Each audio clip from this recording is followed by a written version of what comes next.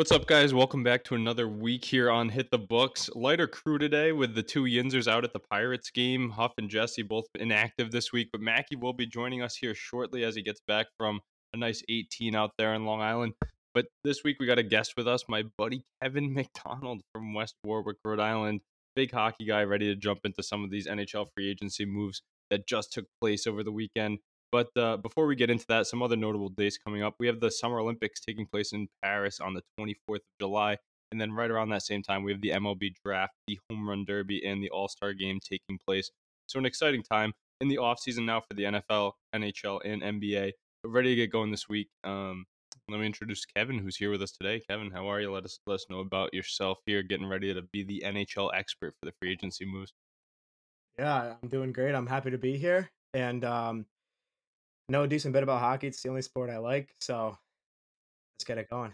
Yeah, right. I mean, it's been crazy these last few days, and our Bruins. You're a big Bruins guy. I went to a lot of games this year, probably more than I did. But they ended up falling short of the goal once again, losing to those Florida Panthers. So a pretty crazy season. I believe you were at some of those games that they ended up losing in the playoffs. Any thoughts on that run by the Bruins this year as they once again got knocked out by the Florida Panthers? So yeah, I mean, you think every time they go into a series versus the Leafs, it's going to go to seven. I think a lot of Bruins fans were having PTSD and flashbacks from last year when we were up 3-1, and then it gets pushed to seven. All Bruins fans are like, we can't lose to the Leafs, right? Thankfully, we had Swayman in net.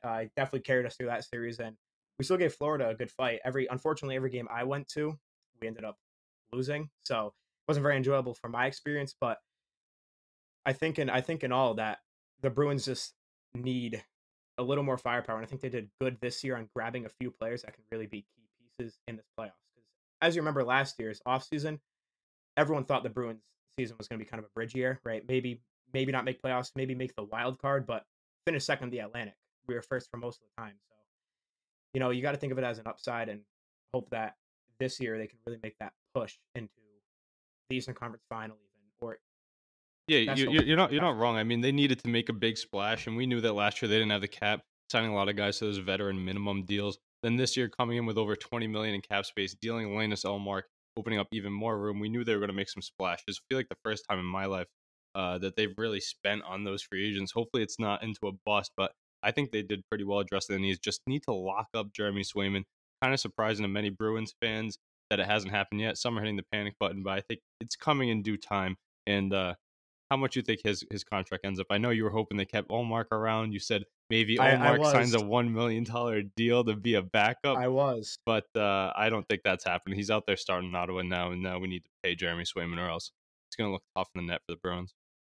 I honestly think Swayman, what do we have? About 8 million left. We have about a million and point two in dead cap, so we can't really use that. But I'm thinking he at least gets 7.5, maybe even the full rest of our cap space. To be honest, I mean, he showed us what he can do.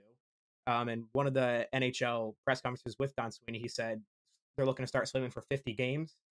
You have Corpusalo and Bussy fighting for that backup spot, which aren't really a solidified NHL starter over Swayman. To go back on that Olmark deal, though, as sad as I am, and maybe a lot of Bruins fans are, and when you first see the deal, you're like, this is awful, right? Then you really look at the draft when the Bruins got 25th overall. Last time they drafted 25th overall was Pasternak. Now they got a 6'7" center and Dean Letourneau, right? Played at St. Andrews College in the PHC. A lot of players are being like, or a lot of fans are like, I don't know if this is really going to turn out, right? You could have had a better draft pick, but this player is just one of the most skilled players and has a higher ceiling than a lot of other players do. They're just more star-studded prospects of raw skill. But hopefully it pans out. This guy would be a boom of a pick and be a top center in the league at 6'7", which is great, or just not pan out. So we have to trust Sweeney's drafting, which Yeah, I we like I can't like really the I like the trust. move. Obviously, could have gotten more for Allmark, but everybody we were kind of talking about this last few weeks. Everybody knew the Bruins were in a position to deal Allmark, so they couldn't get as much as they wanted, especially that no trade clause that he had in his contract for certain teams. I think the time to sell would have been during the season, especially knowing you're going with Swayman, but they wanted to give it one more true run with that tandem in the net, and now we get to see the goalie hug retired for the Bruins. But yeah, the Swayman deal needs to be inked, probably coming in the mid sevens. But yeah, we talked about some of those free agency moves the Bruins made. Let's dive into it a bit more because they ended up adding Elias Lindholm and Nikita Zadorov, a couple of big pieces from the Canucks, but that was just a couple of dominoes that fell in the NHL offseason so far. I mean, there were some big contracts going around. UC Saros set that goalie market, which is going to set up for Swayman. That Nashville team added a ton. Vancouver added a ton. But yeah, let me get your initial takes on how this NHL free agency has started so far for the Bruins and the rest of the league. So we'll start with the Bruins. I think Lindholm maybe had a little more pay than what he earned as of last season, right? I don't think that 40-point margin is really worth $7.5 million for 7 years, but you have to give him that time with Pastrnak, Marchand, right? Really get him into those big key pieces, especially in the Bruins lineup, where it's known that a lot of players that maybe don't produce as much then go into the Bruins team and end up producing. Same can be said about any other team, really. Some players just don't work out at their team and they go to other teams, but happens a lot with the Bruins. And really playing with that Pastrnak line, I think it will be great. Um, and then Zadorov, I was personally hoping for $4 million. He's a big guy, 6'6", 6'7" defenseman, right? You need that. He's known as a shutdown defenseman. And I honestly think that it will be great, even if he's that second pairing defenseman, right? You have like McAvoy and Lohrei first line. Yeah, I saw something with the Bruins defensemen all coming in at above 6'3" and with a bunch of weight on the Yeah. back end. They're looking to win some playoff hockey, and that's why I Which think was which was if they sorry, which if was Sweeney's biggest hope for defensemen, right? He wanted to make that defense very locked down. He wanted to set a foundation on that defense. yeah, that brick wall along with Jeremy Swayman, that back end could be one of the top ones in the league. Gotta hope some of that scoring pans out. I know they added some depth and they have a little bit more flexibility in the cap space to spend, but the Bruins, they did well so far. So hopefully they can make something happen. I'm looking for a trade there, but they were one of my winners for the trade deadline. I think some other Oh teams yeah. were the Devils. I think they had some good moves, adding some defense. They already had a pretty good team. I think the Predators had the best offseason, maybe the most to spend, and Oh, the by far. Caps and who's the last one I have here? The Caps and the Kraken both making a lot of impact moves as well. So Bracken signing Montour. It's a big piece, right? Just coming off a I cup, think 2 they're cup runs in a overpaying him row. there, though, out there, bringing in Brandon 10 Montour. million is 10 million, right? I thought it was 7. Was it 7 million, 7, 10 million, whatever it was? That is super hefty, but I do agree that it is overpay, especially having a weak Stanley Cup final, right? His Stanley Cup final was definitely his worst series, by far, which you don't really like, right? That's the moment where you need to shine the most, and that's where he fell off the most. Back to the Predators. I think the Predators had a phenomenal offseason. Definitely a little bit of overpay, I think. But when you look at that Stamkos signing, right? You think, well, the Lightning just signed Hedman for the same exact contract. Stamkos last year was a 40 goal scorer, 41 assists, and you think like 34 years old, captain presence. Why can't he get that $8 million contract? And now he goes and gets that $8 million contract with Nashville. And I think the biggest question with Stamkos this year will be, is he truly that player? Or was it a lot of Nikita Kucherov, right? You have Nikita Kucherov feeding you pucks. Now you need to have Philip He's been Forsberg doing it filling in before that he had role. them too. I think it's a massive sign. He's 34 years old, right? But that's just a great piece. He is. This Predators team was already in the playoffs last year. They had that incredible run in the second half of the season to get there. They They inked did. UC Saros to a long-term deal. They bring in Stamkos with that championship pedigree, captaincy background. With Ryan O'Reilly there, they have Trotz at the helm. They also signed Jonathan Marchessault, which may have been one of the biggest offseason moves. And Marchessault only $5.5 million. Yeah, that's crazy. And he took home the Conn Smythe, did he not? I believe he did. It was either him or William Carlson, but I think it was Jonathan Marchessault. Yeah, I Yeah, agree. it was him in Um, 2023 when they took home the cup. They also added on the blue line with Brady Brady Shea. Shea. Yeah, I Brady know. However Shea. you say Yep. that there. Seven Seven. $7 million too. I mean, they added, and then I know that they lost a few pieces as well, but I think they added the most out of anybody, and they still have some more space, if I'm not mistaken, to keep making moves. But in that weak part of the West, I think they could make a run. Really, locking up Saros was the big thing, and then they built around them, and they had some good pieces already there. So I think that Nashville I really had think a solid offseason. I, I honestly think Predators are now one of the most feared teams in the West. Obviously, you still have Vegas, lost a few Colorado, big, which lost a few big parts. You have Colorado, right? Nate Dogg. Edmonton, If Landeskog makes a return, I mean, Edmonton just re-signed Corey Perry, so they're bound to make the Cup Finals and lose, yeah, right? So, but not but what McDavid is that? boys. 4 of the last 5 years, Corey Perry's made it to the Cup Finals and lost. That's gotta suck. But I think Dallas, the Nashville's only other definitely team one of that the really top comes to mind in dogs. the West for me is Dallas, and then Nashville's right there in that Yeah. mix now. Yeah, I mean, Nashville even put up a good fight versus Vancouver. Mhm. I don't think anybody really thought Nashville was making it past Except for Vancouver, Hoff, only one but on our pod who liked them, but I think he had a little bias. He yep. going to some of those playoff games out down there in Nashville. Oh yeah. Yep. Um, The Blackhawks actually making a lot of moves too. It's kind of crazy to me. It looks like they're in win now mode, almost building around Connor Bedard. A lot of ex Bruins going there, so they. I know that they were making jokes about that, but I think they grabbed Burt, a few other veterans off the they waiver grabbed wire. Bertuzzi, Teravainen, which was I drafted by like the Teravainen. Yeah, he Blackhawks. played. He's I do too. a nice power play Um, piece. which I don't understand why they would be in win now mode, right? Next year's draft class, you have right now Gavin McKenna, which is Bedard's cousin, Hmm. which is tearing up the WHL, one of the top 2025 draft prospects. Why would you not want to fall into that top 3 pick again, or even go for a chance for that number 1 pick? Now you have Levshinov, which they just drafted, which is one of the best defensemen in the whole NCAA, one Big Ten defenseman. You have Bedard, which was a 60-point scorer last year, and then you have his cousin Gavin McKenna. I think that'd be a great 3, That right? yeah, It but almost that's reminds me of living in the a dreamer's world almost just to end up in that that top is. 3 again. I think that they added well around them. They had a lot of other young rookies that were pretty intriguing last year in Chicago, and I think they saw how wide open the Western Conference is. So they it's not like they splurged too much. They aren't inked to too many long-term deals, but they added enough to be a relevant team, I think, next season. I think you can just look at it as Edmonton, right? They had those 3 top 3 picks in a row. I don't remember if it was just number 1, but I'm pretty sure it was like Nugent Hopkins, there's McDavid, Draisaitl. I mean, Yakupov fell off, right? Um, but why not take it as at that standpoint and say, well, if we can get that one more bottom piece, now we can rebuild to that Kane, Taves, Keith, Seabrook era. And I really think the Blackhawks in about 3 to 4 years time will really be pushing for a cup, maybe even a Western Conference final, which is great in their standards. Yeah, I agree. A couple other crazy moves I thought that went out there was it Jeff Skinner and Adam Henrique that both side with the Oilers. Two veteran Yeah. pieces looking for a cup. That team showed they could get there. I wonder if they will again. But I think those are two interesting moves for a team that's not going to do too much more really in the offseason. They have their money Yeah. tied up. We saw some goalie moves as well. I know that there was Stolarz moved on from Florida. I think there was a couple other pieces that got shifted around. Um, Yep, Lauren Brossoit signed with the Blackhawks. I don't think he'll be their starter, but he's a very good NHL goaltender. Never really got to have light ahead of Hellebuck in Winnipeg when he was yeah, there, and then played in Vegas. Obviously, you had Aiden Hill, Logan, all of them, right? and they're all moved too Um, now.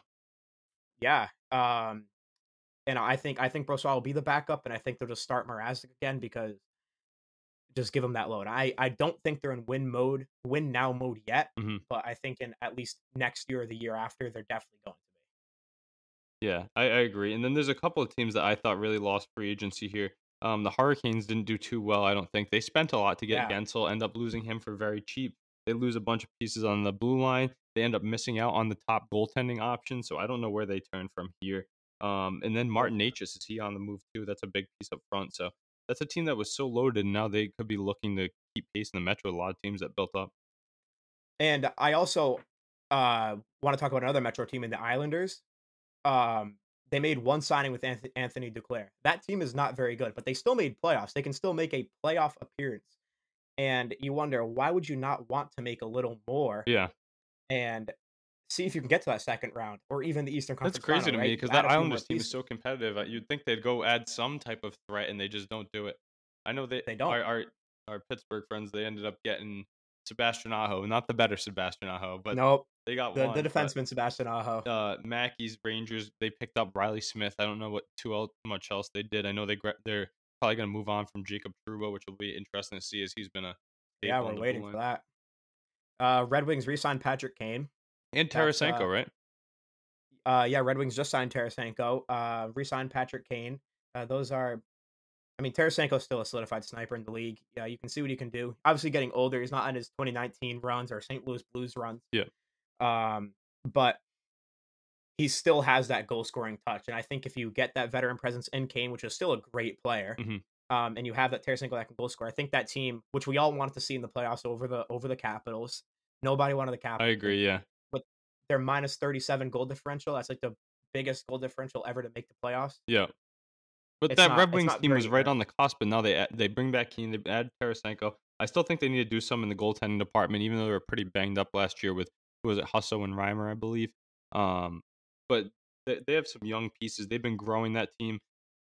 Mo Sider, I like what they have on the point, and then what they have up front. Bringing now back to back years, they brought in DeBrincat, they bring in Kane, Tarasenko. Those are three elite offensive options. I would have liked to see our Bruins grab some of them, but a team that was a big loser that I was high on was the Winnipeg Jets. They lost so many guys in free agency, but they'll still be competitive. And then another team, the Vancouver Canucks, really taking in the Bruins trash. One man's trash, another man's treasure. Jake DeBrusk, Danton Heinen, Derek Forbert. I think is that the only three that ended up going out there? Yeah, Heinen, Forbert, and DeBrusk. I mean, when you look at it and how it is, it's almost like we got Lindholm and Zadorov for DeBrusk, Forbert, and Heinen. You think of that as a win for the Bruins, right? But DeBrusk could blossom into a career year next year. He has a really good forward core. Besser, Pedersen, Miller. You have Quinn Hughes, right? You have a lot of players on that team that can really make a big step. And is that what DeBrusk needs? We don't I know. don't know. I mean, maybe in a bigger role, he can be a 70-plus point player. I don't see it coming, but I think he can put up 30 goals in a good season, maybe 30 assists as well. Um, but it'll be interesting to see. Anything else you think from this free agency, or anything else you think that's going to be coming down the wire? Like, what's the next move to take place? Any trades? Anything for our teams up here in Boston? So I do want to go back to that Capitals thing real quick. You said they're one of the winners. I also want to see how you feel about them picking up Pierre-Luc Dubois, Yeah, I mean, that was one right? of the He has earlier moves, that right? Through a trade? hefty through a trade, which sent Darcy Kemper. Yeah, I want to know how you feel about that $8 million contract for a player that is known as a locker room like toxic player, yeah. and also is just not having any success anywhere. He had one good year in Columbus, which got him that $8 million contract, which I thought was going to work long term, and now it didn't. How do you feel about that? Yeah, I mean, if there's one place, there's probably a few, but one of the places that could really settle them down could be Washington. They did it with Ovechkin, some of the other Did it with places like Ryan that. Strome? And maybe if you kind of they're good at catering to their superstars' needs out there in Washington, especially the offensive ones. And maybe he can find a home there, being a top player, kind of learning from those older guys in a team that has a lot of success too. Look at the teams he's been with, pretty unsuccessful teams. He knows just in the playoffs and exceed expectations. I like McMichael out there too. He's another young guy Yeah, that they can McMichael's a play good with. player. But they're rebuilding a bit, changing out their goaltending once again after trying to make that splash with Kemper. They're gonna have to see if that pays off. But I think this team, with the Hurricanes losing out, Islanders not doing much, Penguins not doing much, they could kind of find themselves in that mix with the Rangers and the Devils next year. Yeah, I completely agree. Back to the Bruins. Do I think they'll make any moves? I honestly don't see them making many more moves. You don't really have any pieces that you want to move at this point. Um, I think the most they could do is consider with I don't even know, maybe a bottom six guy once again for maybe a pick that they don't really need. Um, but I think their biggest focus is just to re-sign Swayman. I don't think Sweeney's really focused on making any more moves. I think he only worried about that number one center and that one last piece of defense because I don't think Wotherspoon really cut it. Yeah. Right, you needed that. You needed that guy, and Wotherspoon was that seventh defenseman that had to play that sixth role. Yeah. And I think now that you have Zadorov, you don't really worry about other moves besides signing Swayman. Yeah, maybe any money you can save with the Swayman deal, since he's a restricted free agent, right? Maybe you can put that back in the offense. Maybe you have some wiggle room with a trade, but they're going to be looking at guys like Patra, Lysell to really step into their roles and grow into an offensive threat. 'Cause that secondary scoring, second power play, just some more skill on the Bruins is what's heavily needed. Maybe another center at the deadline or something, but they got to be pretty crafty in the way that they maneuver the rest of this offseason. Um, but yeah, the Florida Panthers, they made some moves too. They actually lost a lot of pieces, brought back a good bit, but yeah, that I don't know if they'll still be what they are with who's out the door now. I don't think so. I think the biggest question is Reinhardt just earned an $8 million deal. Yeah, does he He play easily that he could have way signed for again? 10. Yeah, He could have signed for 10 because of this season, right? 57 goals. I think almost half were on the power play, which you need. You need a power play merchant. Bruins didn't really have that this playoffs, and that's what killed them. Um, but will he be able to put those numbers up again? This is obviously a career year for him. He's never been that guy, right? Last year he had some sparks. He wasn't a horrible player. Definitely wasn't their best. But is it worth an $8 million deal? I don't know. We'll have to see next season. I don't think it will pan out, but me if it neither. does, And then like, I you're guess I'm playing different in a eating my own words. contract year, and then losing pieces. They lost Lomberg on the depth forward they had there. They lost Montour. Anybody else I can't. Well, Tarasenko's out the door now too. Um, Tarasenko's out the door. I Montour. think a lot of guys They re-signed. outperformed, and it was cover bust for the Panthers. So I don't know if they have that much in him. You got to think Bob eventually takes a step back as he keeps going up there in age, and he doesn't have that reliable backup without Stolarz anymore either. He doesn't. I think I think what they're doing now, because as you could see, I don't know if you watched all the Panthers lift the cup. I know I didn't. I just caught it on Instagram because I was so angry at it. Hmm. Um, Spencer Knight was the last player to lift the cup. I think they shipped off Stolarz, and now Spencer Knight is going to He's make going to that be NHL ready to backup get appearance back once into the again. NHL. He was that Yes, top pick, and he was supposed to be very good too. he was. But that'll be interesting. Some of the forwards that I'm still seeing out here on the free agency block. There's Tyler Johnson, Jack Lachovich, Tarasenko signed today. JVR's out there.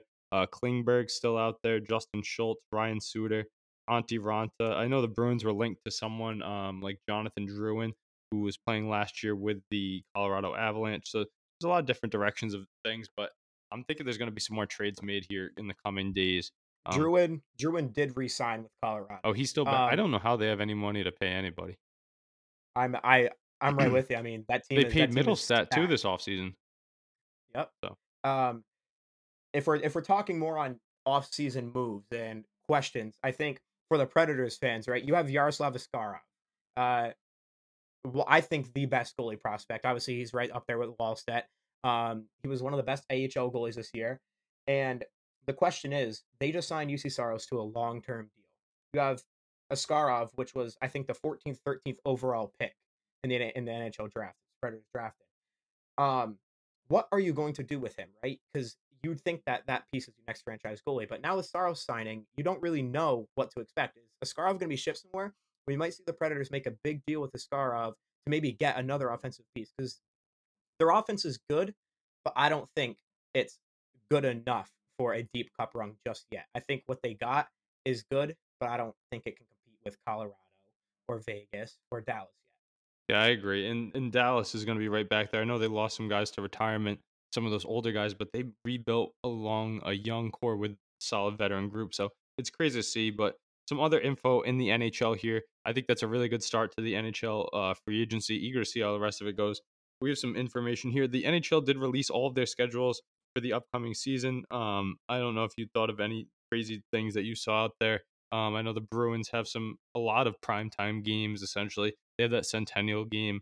I know you already bought tickets to the first one, but anything else from the rest of the schedule for the league jump out at you? I'm gonna be honest. I didn't see many of the schedules yet. I've just been so hooked on the Beast schedule. I've been dying for Bruins hockey, and ever since I've heard it, I heard it was coming out. I had to take a look today, and I didn't buy them just yet. I wanted to, but it's pre-sale, so I need a code. I don't have a code yet. But as soon as those tickets go up for exact sale, I'm definitely gonna buy them. Have to make it for the home opener. Um, but the Centennial game is gonna be great, and I'm just so excited for Bruins hockey coming forward. Yeah, me I too. think the And season's gonna be great. I think the Utah, they don't have their official name, right? The Utah Hockey Utah Club. Hockey Club. Yeah, as of right Yep. now, the Utah Hockey Club, they're debuting on the same night as the Bruins, I believe both on ESPN, so that'll be fun to see. But the NHL is going to open up its season on Friday, October 4th with the NHL Global Series. But then the actual games begin here in the States on the 8th. So that Global Series Yeah. always throws me off a little bit. I always forget those It are does. actual games. The rest of the preseason's still happening. So we'll have to tune into that. But all 32 teams will be in action on the first time on the 22nd of October. Like I said, the first game in Utah is on the 8th versus the Blackhawks, so maybe they can even grab a W in their first game as a new Yeah. franchise. Stammer returns to Tampa Bay on the 28th of October. That'll be pretty awesome. And the tribute they were pretty great to see for the three-time champion with the Tampa Bay Oh, Lightning. yeah. And then the Four Nations face-off this year. I don't know if that excites you at all. Between the 10th Oh, and the yeah, it does. 21st, in the middle of the season. I know some players don't like that, but only four nations selected. What do you think about that coming into the season? I'm actually super excited. I'm gonna make an appearance to it. Obviously, the one in Boston, not in Montreal. Yeah. It's United States, Canada, Sweden, and Finland. Is that what it is? Yep. So I definitely want to make a United States versus I think Canada. Sweden and Boston Oh, all game. right. Oh, you would make one versus Canada? Yeah, that'd be insane. Yeah, I do agree, but I don't want to watch USA get I mobbed. think That they would might that be would be good though. I terrible. mean, Team USA is You the up and think? coming one. I do agree. Team USA is also very good, but I do want to see a USA versus Sweden. I'm very excited for that though. It's definitely going to make an appearance out in the Garden for that one. Yeah, I know. I know Marchand and McAvoy were two guys already named from the Bruins to that, so I'll be keeping an eye on that. But I don't know. Interesting to see. I know Pastrnak was mad that the Czechs weren't invited and some of these other guys from Yeah, the he other was. countries. So you hate to see that, but it'll be something fun to watch in the middle of the season here in the new year of 2025. The Winter Classic this year at Wrigley Field, that'll be pretty cool to watch. Our Bruins not in it. They've been in a bunch of them, so I still love the that watching that on New Year's Day. So that'll be fun. And yeah, that's what we've got for the NHL here this week.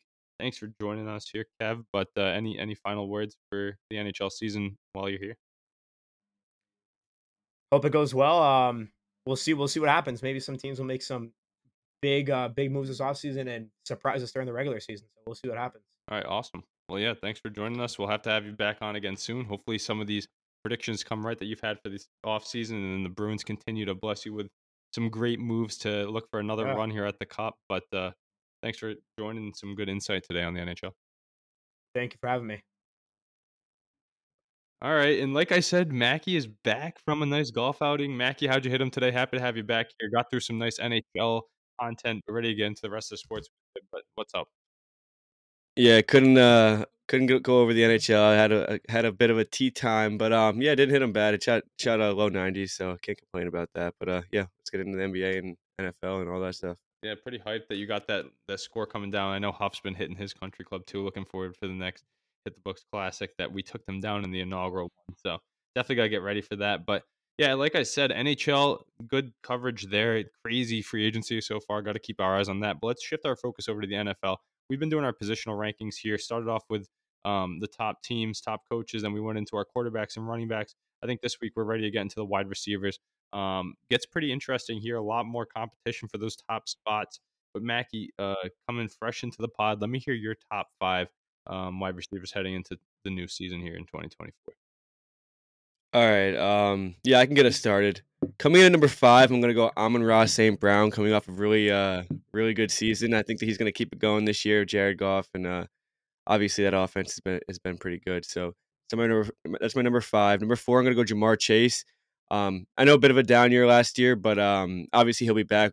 It was Joe Burrow being injured, so they're gonna get back on track, and I could see the Bengals having a really good year this year. Number 3, I'm gonna go Tyreek Hill. I mean, he could do everything. I think his quickness definitely makes him who he is, but he's definitely a top 3 out there. Puts up the numbers year in and year out. Number 2, I'm gonna go CeeDee Lamb. It might be a little biased, but he's coming off an incredible year. He's putting up the numbers, and him and Dak have a pretty crazy connection. So, um, he's good for my number 2. And number 1, I'm gonna go Jettas. Obviously, he just signed that massive deal, well deserved, best receiver in the league. Hopefully, he can have a pretty good year with a rookie quarterback. Yeah, I think he's pretty consensus at number one, which is pretty crazy considering the talent up there and him coming off of an injury. But I'm eager to see how he does with McCarthy, the new quarterback there. No more Kirk Cousins, has Jordan Addison as his two. But wow, Monroe St. Brown, he got paid like he's a top 5 receiver, and he can only get better, I think. So that's not a bad pick heading into the new season. A lot of names around that list, though. It's crazy to me. We're leaving guys out like Devontae Adams. He's like number 6 on my list, 6 or 7. He was a consensus 1 to 3 the last few years. But some of these new guys jumping on the scene. Nice shout out to Puka Nakua. He's pretty close to my list, but not in it.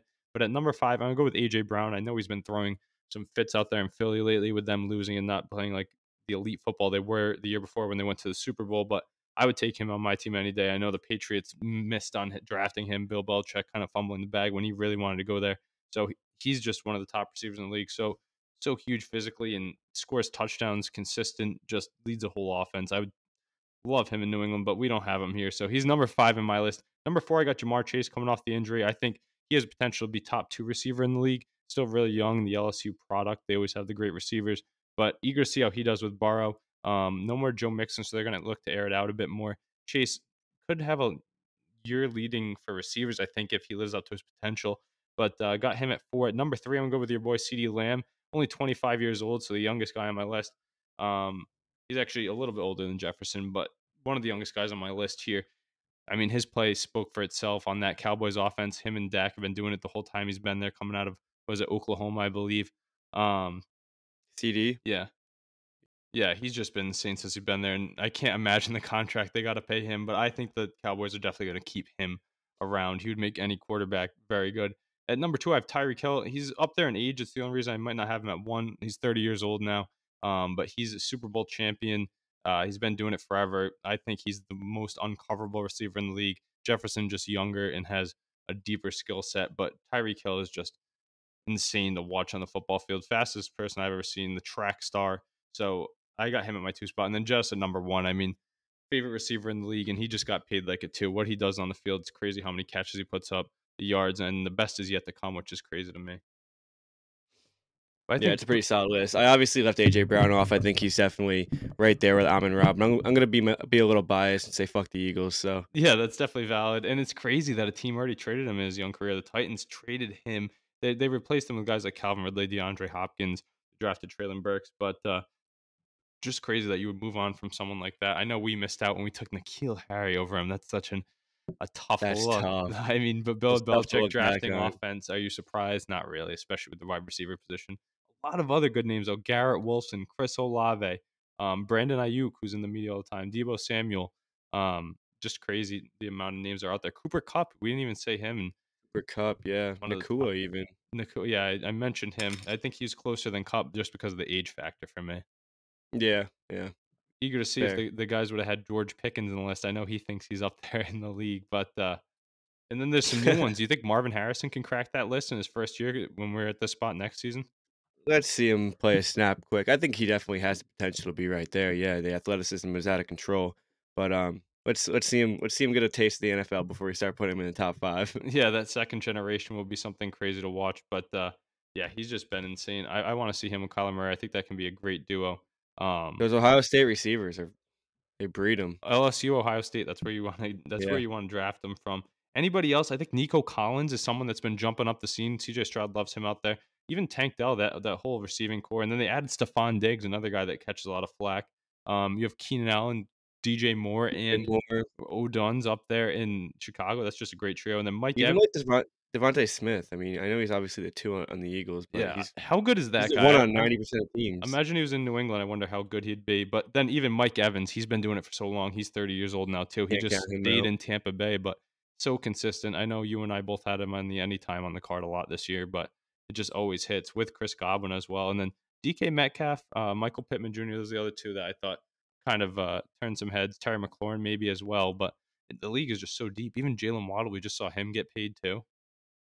Yeah, it's a wide receiver heavy league right now for sure. Like guys like DK Metcalf on the outside looking, and they shouldn't be in a normal league. They shouldn't be down by like the 16, 17 Yeah, receiver. that's crazy. Just the skill compared to the running back position, which feels so thin nowadays. That wide receiver position is just the deepest in the NFL, and there's just Pass more and heavy more. league. There's more and more coming up nowadays too. They just keep getting bigger and faster. So, eager to see this next generation. But I think if there's anybody that could take away Jefferson's one spot, I don't think Lamb and Chase could, but maybe Marvin Harrison Jr. That'll be a fun one to watch. Oh, dude, that's crazy. That's a good prediction though. It's a good If prediction to anybody look could, back I on just halfway think through the season. Jefferson, CD, and Jamar, they're always going to be in the same class, and Jefferson just has the bias. But if anybody Yeah, has like that's fair. the potential That's to fair. shoot up there, like younger too, and he has the pedigree, everybody wants him to do it, and you know they're going to see what 15 targets a game out there in Arizona. Oh, Um, they'll abuse him for sure.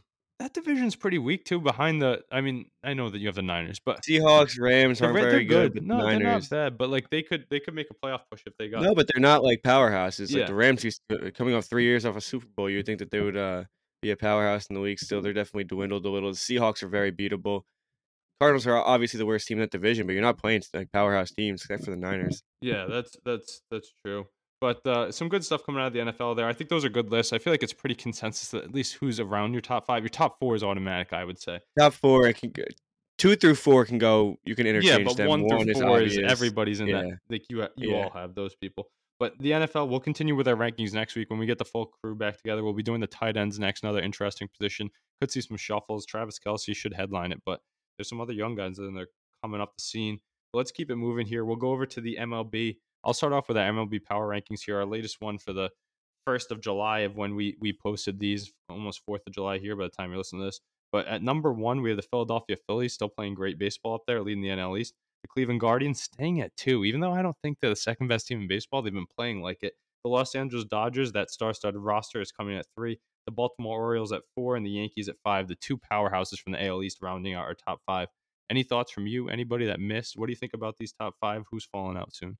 Yeah, I think we both have the same kind of look on the Guardians, but they literally have the best record in the league, and they just keep doing it. Yeah, So crazy. we're sitting here waiting for them to fall off. I'm assuming that they're not going to be a top 3 team in the league by the end of the season. But while they're doing it, you got to give them their flowers. They're definitely playing great baseball.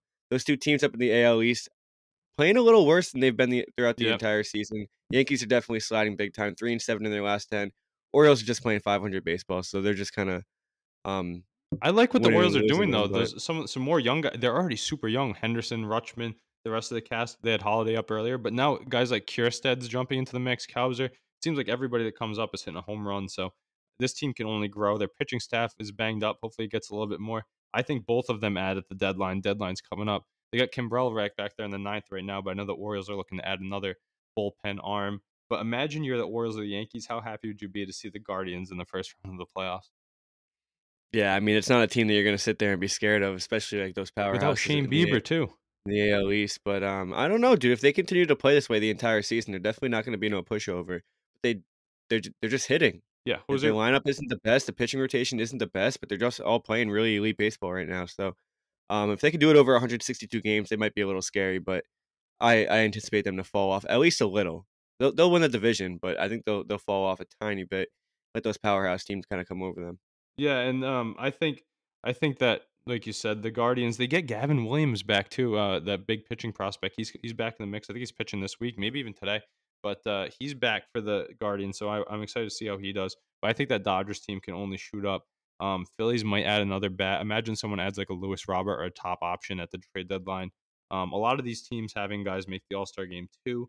I know that we went with our All Star bracket last week, but those final positional battles are coming down to it. One of my favorite ones is Bobby Witt Jr. versus Gunnar Henderson. I think that's just an electric duo there for the AL. But any of your Mets end up making the All Star game? Not Yeah, not that I know of. not I don't yet. think Not as a so. I starter, at mean, least. there's no one that I could really think of that even really should. Maybe Francisco Lindor, but he missed, or Yeah, not but Lindor, Trey Turner's Alvarez. gonna grab it now. He I think. I think Alvarez, if he played every game, he would, but he missed a good chunk of time. He's batting like 315 right now, though, so he's playing really good. But Both of our I don't teams think will so. have well, even the Pittsburgh guys with their pitching staff, you with some of those hitters, then the Sox with some of their pitchers and hitters. I think we'll have some guys on the depth chart of the All Star game, which will be fun to watch. Like I said earlier, we have the futures game coming too. I saw those rosters released. I'm a big dynasty baseball guy, so I had Drew Jones, Ethan Salas, and Max Clark in that one. Excited to see that play out. And then the home run derby. You know what's crazy? It's less than a month away now, and we only have one person Wow, committed. Only one person committed to it so far. That's crazy.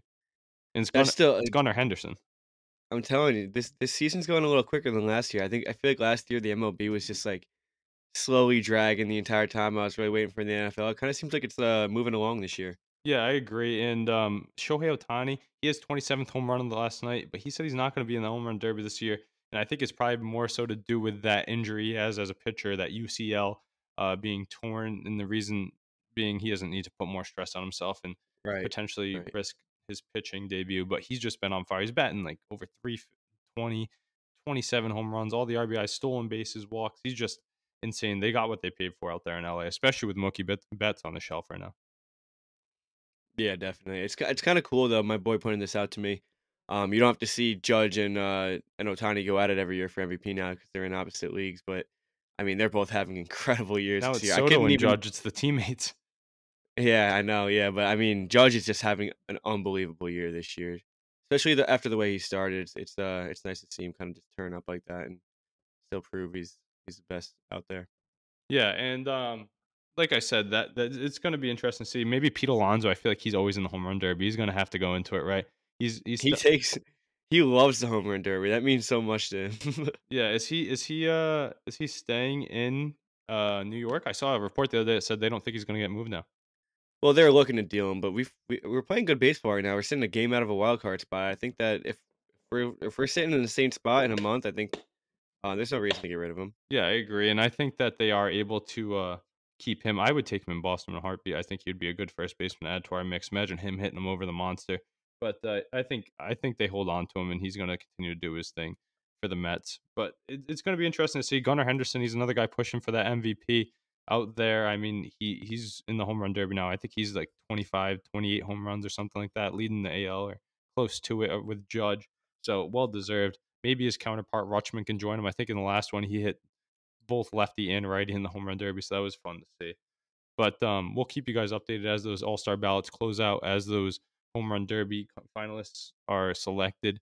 So yeah, like I said, MLB heating up, and Paul Skeen still doing his thing for the Yinzers. Hopefully they can grab a win tonight. Like I said, they're on the road watching the Pirates in person, so getting ready for that 4th of July holiday. But that's what we have in the MLB this week as it's heating up, ready for that All-Star break, ready for the trade deadline to get going. And we'll pass it over to our last sport, Mackie, kind of walk us through this one, as the NBA also had its free agency, pretty electric. I think NHL had a lot more moves, but some big dollars going around. I know my boy JT got paid, so him and Jaylen Brown are big money, Derek White too. But what do you think about the rest of the landscape in the free agency for the NBA? Yeah, I feel like we're so used to seeing the NBA have so many moves and the NHL kind of sit still. It was definitely the opposite this year with all the big free agents moving in the NHL and not I mean there was definitely moves in the NBA, but it wasn't as many. But I don't know, who do you think were the winners? We saw Paul George go to the Sixers. I think that was huge for them. Yeah, and Maxi Obviously, and they re-signed Maxi to a lost max deal. It's Tobias well Harris, deserved. Yeah, I mean that's 3 upgrades right there. And then you got Jason Tatum obviously signing a supermax. There was nothing stopping that. keeping Derek White. LeBron signed 2 years, 102 million. What's his face? Donovan Mitchell re-signed Yeah, 3 with years in Cleveland. in Cleveland. So yeah, there was definitely some good moves here. Obviously, the Knicks got McCall Bridges as well. Who do you think are some winners and losers of this free agency so I far? think the Celtics are going to be winners just for keeping Tatum around because he's so young and what they have. I think that I like the move, the Hartenstein. You guys lost him. I thought that was a good pickup by the Thunder. We see those glue guys being like the pieces to some success, especially with all the talent they have, the young talent, all the draft picks. They can only get better. They need some solidified pieces like that. 7-footer now, him and Chet Holmgren running that front court at 7 feet plus. I'm interested to see how that plays out. I think they can make a nice run in the West. I thought the Mavericks had a nice ad with Klay Thompson. They were right there, and now they get him on the wing. Only helps the way they play the game. And the two-way defenders, I think the Celtics kind of set the tone. You know how like championship teams kind of change the way people build their rosters now. A lot of Yeah, those definitely. two-way guys on the outside getting bigger contracts this year, showing you that could be the key to success. I think the Warriors could be Yeah, a loser. I don't think they've made any great moves. I don't know if I love the Chris Paul move to San Antonio. I know Huff does because he's probably a CP3 fan. He's a big Wemby guy, likes that pick and roll, but I don't know if I'm in on that too much. yeah. I think the move. I think Clay to Dallas will be huge because that's all they really needed was that perimeter shooting and that down the stretch. I think they didn't really have anyone to rely on. And it's a spot where he doesn't really have to do much else. So, that Mavs move was definitely really good. I like Clay down in Dallas, but I heart definitely big.